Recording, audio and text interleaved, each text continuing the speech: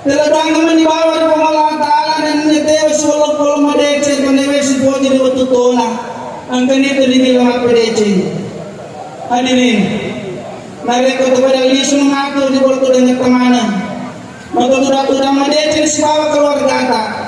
At tarumena ni mampay lima na tuloy pajajiat na libaw. Taro kisya tingin, nareko na dang pumimilo sa ata. Natubalang milunan pamalatala. Allahumma ighfirli wa liwalidayya warhamhuma kama rabbayani shaghira. Allahu akbar, Allahu akbar, Allahu akbar walillahil hamd. Kita semua tentu menyadari betapa banyak pribadi, keluarga, masyarakat, jamaah hingga bangsa dan negara yang tidak baik. Amat jauh perjalanan hidupnya dari ketentuan yang digariskan oleh Allah SWT. Bahkan bisa jadi kita termasuk orang yang demikian. Semua itu berpangkal pada hati. Karena itu, hati memiliki kedudukan yang sangat penting. Baik dan buruknya seseorang sangat tergantung pada bagaimana keadaan hatinya. Bila hatinya baik, maka baiklah orang itu. Dan bila hatinya buruk, maka buruklah orang itu. Seperti yang pernah disampaikan oleh Nabi. Alaina bil jasadi mudghah. Idza salwa salwal jasadu kulluh.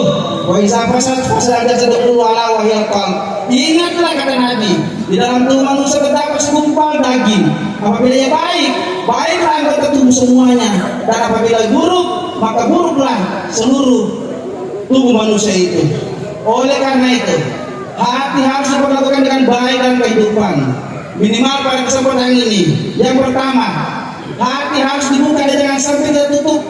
Karena itu yang menutup hati biasanya adalah orang-orang kafir, sehingga peringatan dan petunjuk tidak bisa masuk dalam hatinya. Itulah sebabnya ketika Umar bin Khattab menutup hatinya dari petunjuk, dia menjadi kafir, bahkan sangat membenci Rasulullah hingga bermaksud membunuhnya. Namun ketika hati sudah dibuka dengan mudah, petunjuk bisa masuk dalam hatinya, yang membuatnya tidak hanya beriman, tapi amat mencintai Rasulullah SAW. Hati harus dibersihkan, seperti hanya badan dan benda-benda lain. Hati bisa mengalami kekotoran, namun kotornya hati bukan dengan debu. Hati menjadi kotor bila padanya ada sifat-sifat yang menunjukkan kesukaannya pada hal-hal yang bernilai dosa. Padahal dosa seharusnya dibenci.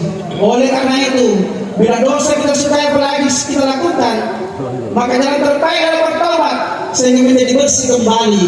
At-ta'ibu min al-islam kama zambalah. Orang yang bertobat dari dosanya seperti orang yang tidak pernah menyandang dosa. Allahu akbar, Allahu akbar, Allahu akbar walillahil hamd.